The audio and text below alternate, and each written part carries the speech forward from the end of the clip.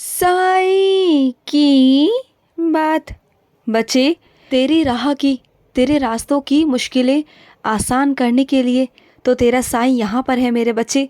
जो मेरा बच्चा, जो मेरा बंदा सद्गुरु की हमेशा उपासना करता है, उनकी भक्ति करता है ना, तो मैं सदैव अपने बच्चे के साथ रहता हूँ।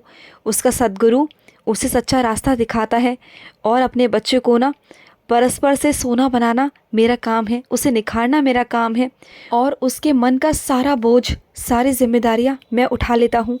जो मेरा सच्चा भक्त होता है ना, उसके सर पर हमेशा मेरी कृपा का छत्र मैं धरता हूँ मेरे बच्चे, और उसके मन में ओझ भरता हूँ।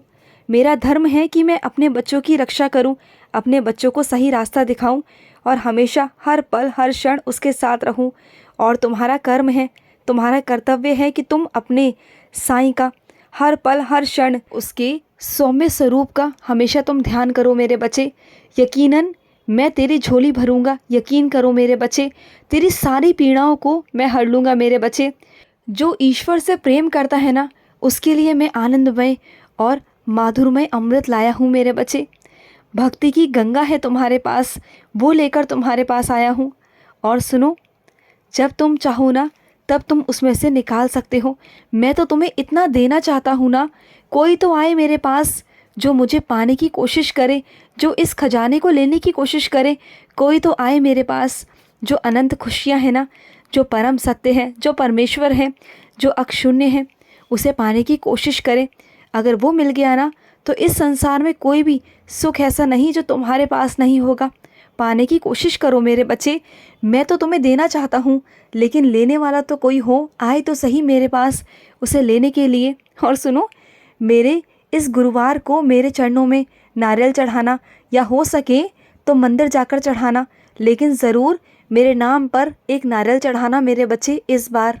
और सुनो, मुश्किलें आएंगी, बहुत मुश्किलें आएंगी, बहुत रास्ते कठिन भी आएंगे, लेकिन तुम्हें उन सभी रास्तों को चीरते हुए, हर परिस्थिति से गुजरते हुए आगे निकलना है। तभी तो तुम्हारी जीत होगी मेरे बच्चे, और वो जीत बहुत खूबसूरत होगी। तुम तारे की तरह चमकोगे मेरे बच्चे, एक सितारे की तरह। और सुनो, तुम अपने बच्चों के लिए, अपने बच्चों की पढ़ाई लिखाई के लिए, उनकी परवरिश के लिए इतना कुछ बर्दाश्त कर रहे हो, इतना कुछ सहन कर रहे हो ना। तुमने अपने सारे शौक़, अपने सारे जो मन है ना, उसे मार दिया है, एक कोने में रख दिया। सिर्फ सब कुछ अपने बच्चों के लिए करते हो, उनकी खुशी के लिए करते हो कि कल को वो कुछ बन जाए और बनकर तुम्हारा नाम रोशन करे। वो कुछ बन जाए और उन्हीं में लगे हुए हो, उनकी हमेशा देखभाल करने में लगे हुए हो, उनके बारे में सोचते हो हर पल हर वक्त। तो चिंता मत करना, तुमने जो अपेक्षाएं, जो उम्मीदें अपने बच्चों से लगाई है ना, वो होगा, ज़रूर होगा मेरे बच्चे। और जो तुम इस मकान में रहते हो ना, इस मकान से निकाल कर दूसरे मकान में, तुम्हारे खुद के मकान में, जिस पर सिर्फ़ और सिर्फ तुम्हारा हक होगा, जिसके दरवाजे पर जो नाम होगा ना, वो तुम्हारा होगा मेरे बच्चे।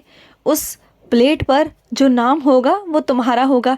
तुम्हारी बहुत इच्छा है ना, तुम्हारे घर का खुद का नाम हो, तुम्हारे घर पर, तुम्हारे घर के दरवाजे पर, तो वो होगा। और उस घर के दरवाजे पर तुम्हारा साईं भी होगा तुम्हारे साथ। तुम देखना मेरे बच्चे, और तुम्हारे नाम के ऊपर ना साईं धाम लिखा होगा। तुम देखना मेरे बच्चे, वो घर तुम्हारा नहीं, तुम्हारे साईं का भी होगा। और तुम्हारे साईं के घर में कभी कोई कमी नहीं आती।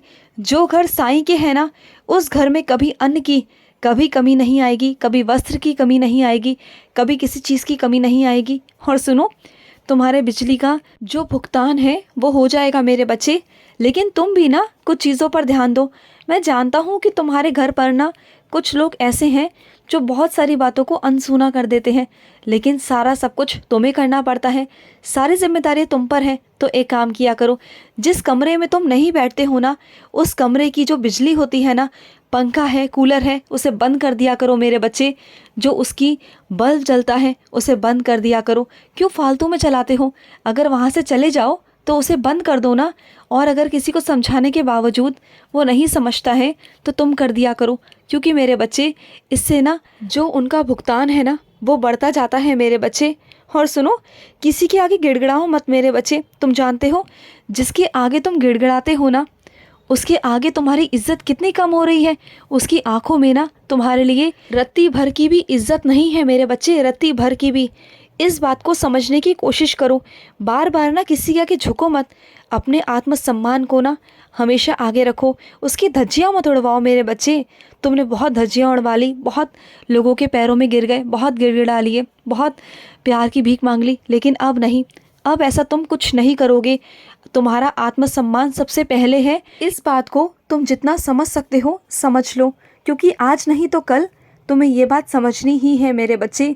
क्योंकि ना जिसके आगे तुम गिड़गिड़ाते हो ना, वो कभी नहीं समझेगा, और ऐसे तो बिल्कुल नहीं जैसे तुम समझाते हो। और सुनो, अगर कोई तुम्हें धोखा देकर या झूठ बोलकर जीत जाए ना, उसे ऐसा लगे कि उसने तो ये सब करके बाजी मार ली और तुम्हें हरा दिया, धोखे से ही सही उसने हरा दिया, लेकिन उसकी खुशी ना ज़्यादा दिन तक नहीं टिकेगी। क्योंकि ना परिणाम तो सबको भुगतने होते हैं मेरे बच्चे। जो मेरा हिसाब है ना, जो हिसाब की कॉपी है, वो बहुत विलम्ब में खुलती है, लेकिन जब खुलती है ना, तो उसका जो दंड है ना, वो तो सबको भोगना पड़ता है। उससे कोई चूक नहीं सकता, उससे कोई बच नहीं सकता। हाँ, मानता हूँ विलम्ब होता है उसके खुलने में, लेकिन जब वो खुलती है ना, तो अच्छों के होश उड़ जाते हैं। अच्छों के उन्हें लगता है कि उन्हें कोई देख नहीं रहा। कर लो जो अपनी उन्हें मनमानी करनी है, करने दो। जो वो करना चाहते हैं करने दो। लेकिन जिस दिन मेरा हिसाब खुलेगा ना, उस दिन एक एक चीज़ का उन्हें हिसाब देना पड़ेगा, और वो देंगे। तुम देखना, अपनी आंखों से तुम देखोगे। उनकी जो खुशियाँ हैं ना, वो दुख में परिवर्तित हो जाएंगी, तुम देखना। वैसे तुम्हारा साईं किसी को दुख नहीं देना चाहता, लेकिन अगर कोई मेरे बच्चों को गलती से या झूठ बोलकर, धोखे से, जानबूझकर परेशान करता है ना, तो फिर मैं भी उसे माफ़ नहीं करता। मैं भी दंड देने से पीछे नहीं हटता, बिल्कुल नहीं हटता। और सुनो, तुम्हारे घर में कुछ ऐसे पुराने कपड़े हैं जिसे तुम पहनते नहीं हो, तो किसी को दे दो मेरे बच्चे, किसी के काम आ जाएंगे, किसी बच्चे के काम आएंगे, उसे दे दो मेरे बच्चे। और सुनो, तुम्हारे जो बच्चे हैं ना, उस पर ना ज़्यादा ज़ोर मत दिया करो कि वो पढ़े, ज़्यादा मत करो। क्योंकि तुम ना जो उस पर बोझ डालते हो, जो तुम उस पर भार डालते हो ना पढ़ने का, तुम नहीं जानते हो कि उसकी रुचि किस में है। तुम बार बार उसे बोलते हो ना, तो उसे अंदर ही अंदर झंझोड़ता है मेरे बच्चे। वो अंदर ही अंदर परेशान होता है, क्योंकि उसकी रुचि ना किसी और चीज़ों में है, और तुम उसे बार बार झंझोड़ते हो। इस तरह से वो विद्यालय में भी बहुत सहमा सा रहता है। पहले उसे समझने की कोशिश करो, उससे बात करो, उसका दोस्त बनो, उसका मित्र बनो, उसे समझो, उसे जानो कि वो क्या चाहता है, क्या करना चाहता है। उसके बाद ना उसे समझाओ, लेकिन ना ज़ोर मत दो उस पर। देखना, वही तुम्हारा बच्चा तुम्हारा बहुत नाम करेगा। दूसरे क्या कहते हैं, क्या बोलते हैं ना, उनकी बातों पर कभी ध्यान मत देना, क्योंकि उनका तो काम है बोलना। अगर तुम अच्छा करोगे ना, तब भी वो बोलेंगे, और बुरा करोगे तब भी वो बोलेंगे। तो इससे अच्छा है ना, जो तुम्हारा मन है, जो तुम्हारे बच्चे की काबिलियत है, उसके अनुसार काम करो। क्यों दूसरों के अनुसार काम करना है? अपने बच्चों को समझने की ज़रूरत है। अगर तुम अपने बच्चों को नहीं समझोगे, तो क्या बाहर वाले समझेंगे? अगर वो तुमसे आकर नहीं कहेगा, तो बाहर वालों से कहेगा। और तुम्हें क्या लगता है, क्या बाहर वाले उसका साथ देंगे? बाहर वाले बल्कि गलत संगत में उसे डालेंगे, गलत रास्तों पर वो चला जाएगा।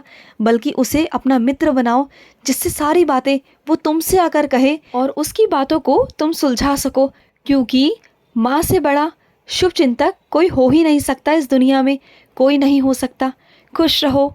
आज का मध्याह्न साई संदेश समाप्त हुआ।